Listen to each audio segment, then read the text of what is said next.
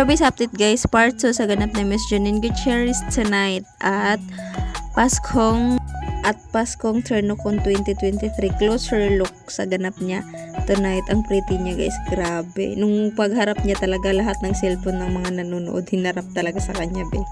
So ito yung pa-thank you na niya. Thank you so much, nakatag Joey Samson official and Bench for inviting me to be a part of Ternocon. What a beautiful show.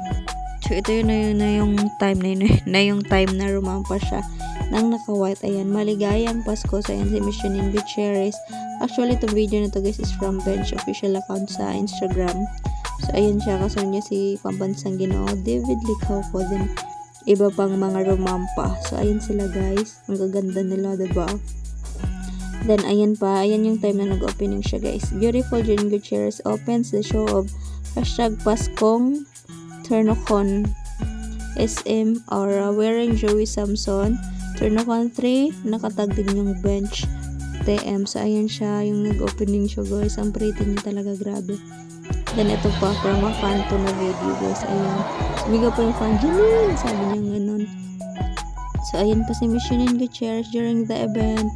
Then guys, may nag-comment sa una kong in-upload na mas maganda daw si Kim Chiu, ganito, ganyan. Guys, please lang po. May kanya-kanyang ganda si Kim Chiu at si Miss Janine Gutierrez. So ayan. Michelle Dejan Gutierrez, David Licauco. So ayan.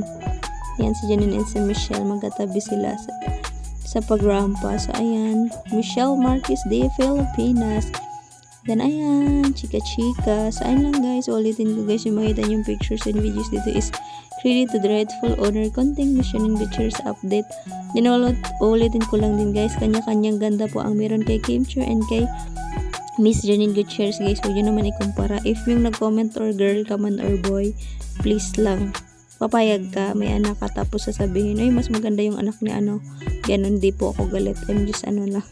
Saying lang po. Saan lang guys. Hope you guys like, share, comment, and subscribe. Love lots. Ingat kayong lahat. Kunting Miss Janine G update lang po.